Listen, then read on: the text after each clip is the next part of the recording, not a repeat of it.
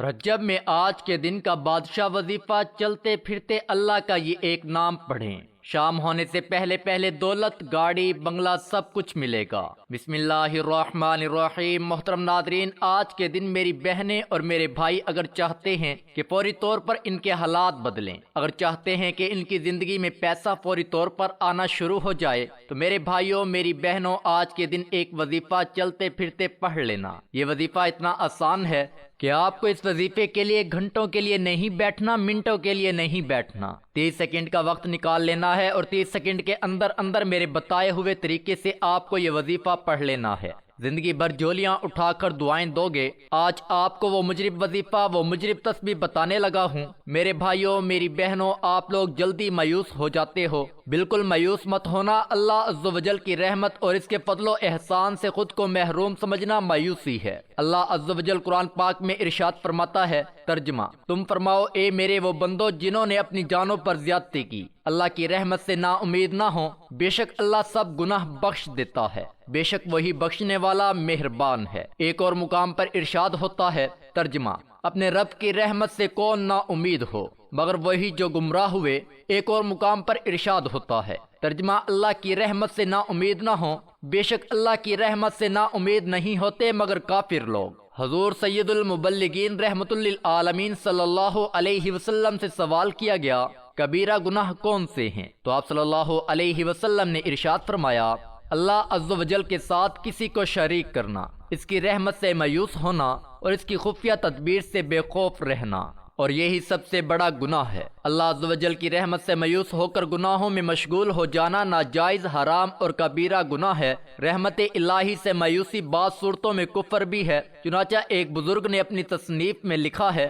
کفریہ کلمات کے بارے میں سوال جواب۔ وہ فرماتے ہیں، بعض اوقات مختلف آفات، دنیاوی معاملات یا بیماری کے معالجات اور اخراجات وغیرہ کے سلسلے میں آدمی ہمت ہار کر مایوس ہو جاتا ہے۔ اس طرح کی ماؤ کفر نہیں، رحمت سے مایوسی کے کفر ہونے کی صورتیں یہ ہیں: اللہ عز و جل کو قادر نہ سمجھے، یا اللہ تعالیٰ کو عالم نہ سمجھے، یا اللہ تعالیٰ کو بخیل سمجھے۔ مایوسی کا پہلا سبق جہالت ہے کہ بندہ اپنی جہالت اور کم علمی کے سبب رحمت الہی سے مایوسی جیسے موذی گناہ میں مبتلا ہو جاتا ہے۔ اس کا علاج یہ ہے کہ بندہ دنیاوی علوم کے ساتھ ساتھ دینی علوم بھی حاصل کرے، قرآن و حدیث کا علم حاصل کرے، جہنم میں لے جانے والے اعمال اور ان پر ملنے والے عذاب پر غور و فکر کرے تاکہ اس کے دل میں خوف آخرت پیدا ہو، جنت میں لے جانے والے اعمال اور ان پر ملنے والے عظیم و اجر و ثواب پر نظر رکھے کہ اللہ عز و جل کی رحمت کاملہ پر اس کا یقین مزید پختہ ہو جائے اور مایوسی اس سے دور بھاگ جائے۔ مایوسی کا دوسرا سبب بے صبری ہے۔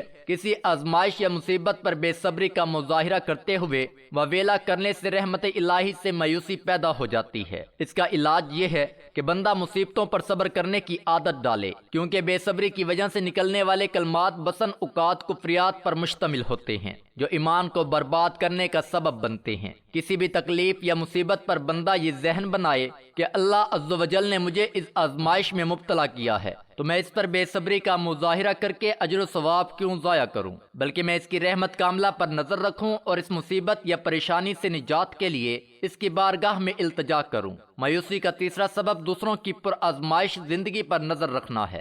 جب بندہ کسی کو پرآسائش زندگی پر غور و فکر کرتا ہے تو اسے اپنی زندگی پر سخت تشویش ہوتی ہے، یہ بندہ رحمت الہی سے مایوس ہو جاتا ہے۔ اس کا علاج یہ ہے کہ بندہ دوسروں پر نظر رکھنے کی بجائے اپنی زندگی پر غور و فکر کرے، رب عز و جل کا شکر ادا کرتے ہوئے قناعت اختیار کرے۔ یہ ذہن بنائے کہ جس رب عز و جل نے اسے پرآسائش زندگی عطا فرمائی ہے، یقیناً وہ مجھے ویسی زندگی عطا کرنے پر قادر ہے، لیکن یہ اس کی مشیت ہے اور میں اس کی مشیت پر راضی ہوں۔ نیز بندہ اس بات پر بھی غور و فکر کرے کہ جو شخص دنیا میں جتنی بھی پرآسائش زندگی بسر کرے گا، ہو سکتا ہے کل بروز قیامت اسے اتنا ہی سخت حساب و کتاب دینا پڑے۔ لہذا پرآسائش زندگی کی خواہش کرنے کی بجائے سادہ طرز زندگی اپنانے ہی میں عافیت ہے۔ مایوسی کا چوتھا سبب بری صحبت ہے۔ جب بندہ ایسے دنیا دار لوگوں کی صحبت اختیار کرتا ہے جو خود مایوسی کا شکار ہوتے ہیں تو ان کی صحبت کی وجہ سے یہ بھی مایوسی کا شکار ہو جاتے ہیں۔ اس کا علاج یہ ہے کہ بندہ سب سے پہلے ایسے لوگوں کی صحبت ترک کر کے نیک پرہیزگار اور متقی لوگوں کی صحبت اختیار کرے، اللہ والوں کے پاس بیٹھے تاکہ مایوسی کے سیاہ بادل چھٹ جائیں اور رحمت الہی پر یقین کی بارش نازل ہو۔ کیونکہ میں نے کہا تھک چکا ہوں، تو نے کہا لا تقنطوا من رحمت اللہ، اللہ تعالیٰ کی رحمت سے نا امید نہ ہو۔ میں نے کہا کوئی بھی میرے دل کی بات نہیں جانتا، تو نے کہا ان اللہ یحول بین المرء وقلبہ، خدا انسان اور اس کے قلب کے بیچ حائل ہے۔ میں نے کہا تیرے سوا میرا کوئی نہیں، تو نے کہا نحن اقرب من حبل الورید، ہم گردن کی رگوں سے بھی انسان کے قریب تر ہیں۔ میں نے کہا لیکن لگتا ہے تو مجھے بھول ہی گیا ہے۔ تو نے کہا فاذکرونی اذکرکم، مجھے یاد کرتے رہو میں بھی تمہیں یاد رکھوں گا۔ میں نے کہا کب تک صبر کرنا پڑے گا مجھے؟ تو نے کہا وما یدریک لعل الساعة تکون قریب، تم کیا جانو شاید وعدے کا وقت قریب ہی ہو۔ میں نے کہا تو بہت بڑا ہے اور تیری قربت مجھ نہایت چھوٹے کے لیے بہت ہی دور ہے، میں اس وقت تک کیا کروں؟ تو نے کہا واتبع ما یوحى الیک واصبر حتی یحکم اللہ، تم وہی کرو جو میں کہتا ہوں اور صبر کرو تاکہ خدا خود ہی حکم جاری کر دے۔ میں نے کہا تو بہت ہی پرسکون ہے، تو خدا ہے اور تیرا صبر و تحمل بھی خدائی ہے، جبکہ میں تیرا بندہ ہوں اور میرے صبر کا ظرف بہت ہی چھوٹا ہے، تو ایک اشارہ کر دے کام تمام ہے۔ تو نے کہا وَعَسَىٰ أَن تُحِبُّوا شَيْئًا وَهُوَ شَرٌّ لَكُمْ، شاید تم کسی چیز کو پسند کرو اور تمہاری مسلط اس میں نہ ہو۔ میں نے کہا اِنَّا عَبْدُكَ الضَّعِيفُ الذَّلِيلُ، میں تیرا کمزور اور ذلیل بندہ ہوں، تو کیوں کر مجھے اس حال میں چھوڑ سکتا ہے؟ تو نے کہا ان اللہ بالناس لرؤوف الرحیم، خدا انسانوں پر بہت ہی مہربان اور رحم کرنے والا ہے۔ میں نے کہا گھٹن کا شکار ہوں۔ تو نے کہا قل بفضل اللہ وبرحمتہ فبذلک فلیفرحوا، لوگ کن چیزوں پر دل خوش رکھتے ہیں ان سے کہہ دو کہ خدا کے فضل و رحمت پر خوش رہا کریں۔ میں نے کہا چلیے میں مزید پرواہ نہیں کرتا ان مسائل کی، توکلت علی اللہ۔ تو نے کہا ان اللہ یحب المتوکلین، خدا توکل کرنے والوں سے محبت کرتا ہے۔ میں نے کہا غلام ہے تیرے اے مالک، لیکن اس بار گویا تو نے کہا کہ خیال رکھنا ومن الناس من یعبد اللہ علی حرف فإن اصابہ خیر اطمأن بہ وإن اصابتہ فتنۃ انقلب علی وجہہ خسر الدنیا والآخرہ ذالک هو الخسران المبین۔ بعض لوگ صرف زبان سے خدا کی بندگی کرتے ہیں، اگر انہیں کوئی خیر پہنچے تو امن و سکون محسوس کرتے ہیں، اور اگر آزمائش میں مبتلا کیے جائیں تو رو گردان ہو جاتے ہیں۔ تو ناظرین ہمیں چاہیے کہ ہر حال میں اللہ سے اچھی امید رکھیں، زندگی میں کبھی بھی مایوس نہ ہوں اور ہر وقت اپنے رب کا شکر ادا کرتے رہا کریں۔ ناظرین ماہ رجب کے بابرکت دن میں چلتے پھرتے یہ چھوٹا سا وظیفہ پڑھ لینا اپنی تمام حاجتوں کے لیے، پریشانیوں کے لیے۔ اگر آپ قرضوں میں ڈوب چکے ہو تو قرضوں کو فوراً ادا کرنے کے لیے آپ لوگ چلتے پھرتے کسی بھی وقت اس وظیفے کو پڑھ لینا، وہ ساری زندگی جھولیاں اٹھا اٹھا کر دعائیں دو گے، کہو گے کہ واقعی میں نے آپ کو کوئی مجرب وظیفہ بتایا تھا۔ صرف ایک آج کے دن پڑھ لو، ساری زندگی اگر آپ لوگ پریشانی میں ہو، تنگ دستی میں ہو، غربت میں ہو، فاقوں میں ہو، مفلسی میں ہو، گھر میں آپ کے جھگڑے ہیں، لڑائیاں ہیں، زندگی آپ کی گزر گئی، لیکن آپ نے دو پیسوں کا منہ کبھی ایک ساتھ نہیں دیکھا۔ کچھ پیسے آپ کے پاس معمولی سے آتے ہیں تو وہ آدھے مہینے میں ختم ہو جاتے ہیں، گھر میں برکت نہیں ہے، گھر میں پریشانیاں ہیں، جھگڑے ہیں، پیسوں کی تنگی کی وجہ سے سب مسائل کی جڑ ہے وہ پیسہ ہے۔ سارے مسائل جو آپ کے گھر میں آپ کی زندگی میں ہیں وہ پیسے کے نہ ہونے کی وجہ سے ہیں، کیونکہ میرے بھائیوں میری بہنوں، اگر ہماری زندگی میں پیسہ نہ ہو، رزق نہ ہو، دولت نہ ہو تو ہماری زندگی، معاف کیجیے گا، آج کل کے دور میں پیسے کے بنا کچھ بھی نہیں ہے۔ جہاں ہم جائیں گے ہمیں صرف اور صرف پیسہ چاہیے۔ تو آج کا وظیفہ جو میں آپ کو بتانے لگا ہوں، اس عمل کو آپ آج کے دن پڑھنا ہے، چاہے آپ کسی بھی ملک میں ہو، دنیا کے کسی کونے میں آپ لوگ بیٹھ کر یہ ویڈیو دیکھ رہے ہو۔ ویڈیو ایک مرتبہ مکمل دیکھنا، کیونکہ ویڈیو آپ مکمل دیکھو گے نہیں، وظیفے کو سمجھو گے نہیں، وظیفہ پڑھو گے کیسے؟ جب آپ آ چکے ہو، ویڈیو دیکھنے لگے ہو تو وظیفے کو سمجھو اور پھر کرو، تو پھر فائدہ نہ ہو تو پھر کہنا۔ کیونکہ میرے بھائیوں میری بہنوں، آپ لوگ اللہ پاک کا نام پڑھو، قرآنی آیات پڑھو، تو ایسا تو ہو ہی نہیں سکتا کہ آپ کو فائدہ نہ ہو۔ بظاہر دیکھو میں نے کئی لوگوں کو، سمجھ لیں میں نے ہزاروں لوگوں کو وظائف بتائے ہوں گے، اور میرے پاس کئی لوگوں کے وظائف پڑھتے ہی ایسے پیغامات آتے ہیں کہ خوشخبریاں آ جاتی ہیں کہ ہمارا فلاں کام بن گیا، ہماری فلاں حاجت پوری ہو گئی، ہماری مرادیں پوری ہو گئی، ہمارا قرضہ تھا وہ اتر گیا، ہمیں ذاتی مکان مل گیا۔ کئی لوگوں کو فوری طور پر اثر کر جاتے ہیں اور کچھ لوگوں کی ایسی بندشیں ہوتی ہیں، ایسے ان کے مسائل آزمائش ہوتے ہیں کہ ان کو کئی مرتبہ وظائف پڑھنے پڑتے ہیں، تب جا کے وظیفہ اثر کرتا ہے۔ میں نے خود دیکھا ہے کہ کچھ لوگوں کو ایک وظیفہ پڑھا فوراً اثر ہو گیا، اور کچھ لوگوں کو کچھ مرتبہ پڑھنا پڑتا ہے۔ لیکن آپ لوگ مایوس مت ہوں، اللہ پاک کی ذات پر یقین کرتے ہوئے آپ کو آج کا وظیفہ پڑھنا ہے۔ اور آج کا وظیفہ ایسا وظیفہ ہے، آج کے دن کا میرے بھائیوں میری بہنوں کے یہ وظیفہ پڑھنے والا میں نے جس کسی کو بتایا، اس میں 90% لوگوں کو فائدہ ہوا ہے۔ آج کی ببرکت گھڑیوں کا وہ خاص وظیفہ سمجھ لیں، آج اپنے سینے کا راز اپنی دکھی بہن بھائیوں کو بتانے لگا ہوں۔ اگر آپ کی غریبی امیری میں نہ بدل جائے تو پھر مجھے کہنا، آپ کی حاجتیں فوری طور پر پوری نہ ہو جائیں تو پھر مجھے کہنا۔ انشاءاللہ اللہ پاک نے چاہا جو مراد ہوگی، جو حاجت ہوگی، جو پریشانی ہوگی فوری طور پر وہ پوری ہو جائے گی انشاءاللہ۔ اور بڑی سے بڑی آپ کی مشکلات ہوں گی، قرضوں میں ڈوب چکے ہو، بیماریاں ہیں، گھر میں جھگڑے ہیں، انشاءاللہ جو بھی پریشانی ہے وہ ختم ہو جائے گی اللہ پاک کے حکم سے۔ ایک دن امیر المؤمنین حضرت علی ابن طالب رضی اللہ تعالی عنہ مسجد کے دروازے پر اپنے خچر سے اترے۔ آپ رضی اللہ تعالی عنہ نے اپنا خچر حفاظت کے خیال سے ایک شخص کے حوالے کیا اور مسجد میں تشریف لے گئے۔ آپ رضی اللہ تعالی عنہ کے جانے کے بعد اس شخص کے دل میں خیانت آ گئی اور اس نے آپ رضی اللہ تعالی عنہ کے خچر کی لگام نکالی اور فرار ہو گیا۔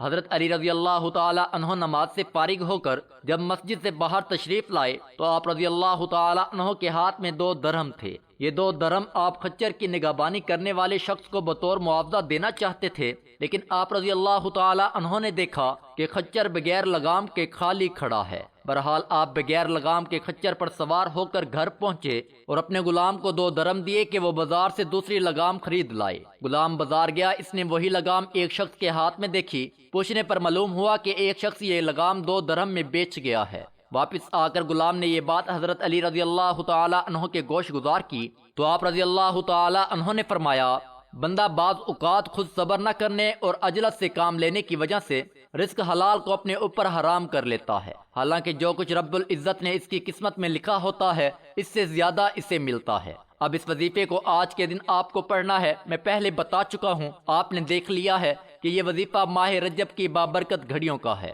آپ لوگ چاہے پوری دنیا کے جس کونے میں موجود ہو، کسی بھی ملک میں ہو، آپ لوگ چاہو تو کسی وقت کی نماز کے بعد بھی یہ وظیفہ پڑھ سکتے ہو۔ نماز کے بعد اگر بھول جاؤ نہ پڑھ سکو تو آج کے دن چلتے پھرتے گھر میں ہو تو پڑھ لو، دکان میں ہو تو پڑھ لو، آفس میں ہو پڑھ لو، نوکری پر ہو، سکول میں ہو، یونیورسٹی میں ہو، مسجد میں، مدرسے میں ہو، جہاں کہیں موجود ہو، میرے بتائے ہوئے طریقے سے آپ لوگ یہ وظیفہ پڑھ لینا۔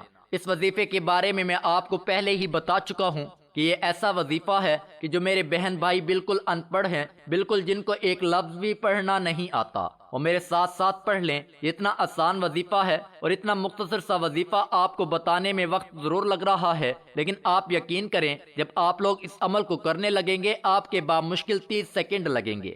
30 سیکنڈ میں انشاءاللہ آپ لوگ یہ وظیفہ پڑھ لیں گے۔ آج صرف 30 سیکنڈ نکال کے یہ عمل کر لینا، راتوں رات آپ کی زندگی بدل جائے گی۔ چلتے پھرتے آپ لوگ پڑھ سکتے ہو، ایک جگہ پڑھو گے اتنا فائدہ ہوگا، انشاءاللہ آپ کے بند تقدیر کے تالے کھل جائیں گے۔ صرف آج کے دن پڑھنا ہے اور اس وظیفے کو میرے بھائیوں میری بہنوں پابندی نہیں کہ دن میں کسی بھی وقت کسی بھی جگہ پڑھ لو۔ سب سے پہلے جب آپ سکون سے بیٹھ جاؤ، اطمینان سے بیٹھ جاؤ، 30 سیکنڈ کا وظیفہ ہے، بھلے 1 منٹ لگ جائے، آپ 1 منٹ سمجھ لو، سکون سے بیٹھ جاؤ، جلد بازی نہیں کرنی۔ آپ کو ایک دم سے کام کرتے ہوئے جلد بازی میں آپ کو یہ وظیفہ نہیں پڑھنا۔ جب وظیفہ ہی اتنا چھوٹا سا آسان سا ہے تو 30 سیکنڈ تو کوئی معمولی سی بات ہے، ہر بندہ نکال سکتا ہے۔ ایک طرف بیٹھ جائیں، بے شک کام کر رہے ہو تو ایک طرف ہو جاؤ اور ایک مرتبہ آپ لوگ اعوذ باللہ من الشیطان الرجیم پڑھیں۔ پورا عمل آپ لوگوں کو ایک ساتھ کرنا ہے۔ ایک مرتبہ آپ کو اعوذ باللہ من الشیطان الرجیم پڑھنا ہے، اس کے فوراً بعد اسی وقت بسم اللہ الرحمن الرحیم پڑھ لیں اور اس کے بعد آپ لوگ صرف ایک مرتبہ درود پاک پڑھیے گا۔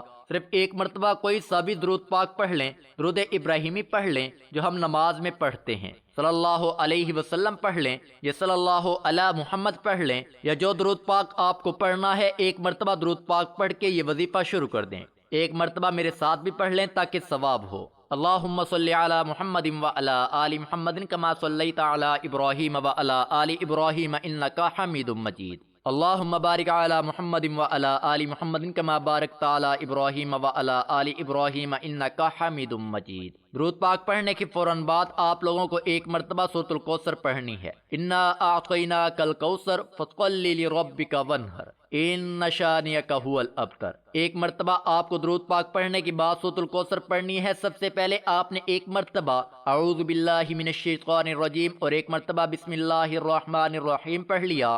اس کے بعد آپ کو ایک مرتبہ درود پاک پڑھنا ہے اور ایک مرتبہ آپ کو سورۃ الکوثر پڑھنی ہے۔ اب آپ کو کون سا وظیفہ پڑھنا ہے یہ سمجھ لیں۔ اب آپ کو 2 وظائف پڑھنے ہیں۔ تسبیح اگر آپ کے پاس موجود ہو تو تسبیح کے دانوں پہ پڑھ لیں، نہیں تو ہاتھوں کی انگلیوں پر پڑھ لیں۔ یہ وظائف ہیں یا اللہ یا حفیظ۔ ان دونوں وظائف کو آپ لوگ ملا کر پڑھیں گے تو ایک شمار ہوگا۔ اسی طرح یہ وظیفہ آپ کو صرف 3 مرتبہ پڑھ لینا ہے۔ جب 3 مرتبہ آپ اس وظیفے کو پڑھ لو، اس کے بعد دوسرا اور آخری وظیفہ کون سا پڑھنا ہے؟ آپ کو یہ وظیفہ پڑھنا ہے یا قیوم۔ آپ کو 7 مرتبہ یہ وظیفہ پڑھنا ہے۔ 7 مرتبہ جب اس وظیفے کو پڑھ لو، اس کے بعد آپ کو کرنا کیا ہے؟ اور آپ کو ایک مرتبہ درود پاک پڑھنا ہے، جو درود پاک آپ نے وظیفہ شروع کرتے وقت پڑھا تھا۔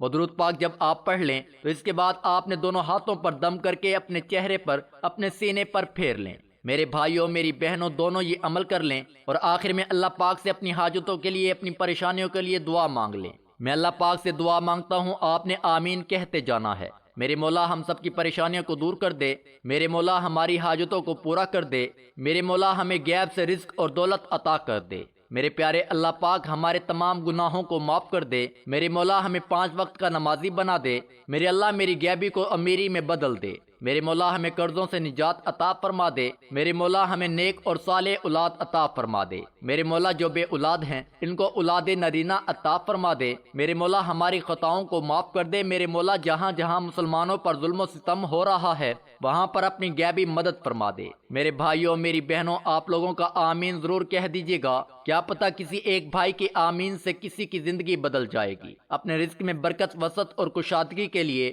اللہ کے 99 ناموں میں سے ایک نام کمنٹ میں ضرور لکھا کریں۔ میں اپنی ہر ویڈیو میں کہتا ہوں کہ کنجوسی مت کیا کریں، کیونکہ جب اللہ پاک سے مانگنے کی باری آتی ہے تو یقین کریں ہم کروڑوں نہیں اربوں مانگتے ہیں، اور اللہ پاک کا ایک نام لکھنے میں سوچ میں پڑ جاتے ہیں جب اللہ پاک نے ہی ہماری ہر مشکل دور فرمانی ہے، اور بے شک وہی دور فرماتا ہے۔ اللہ پاک سے محبت کے اظہار کے لیے ایک نام کمنٹ سیکشن میں لازمی لکھ دیا کریں۔ اللہ ہم سب کا حامی و ناصر ہو، آمین۔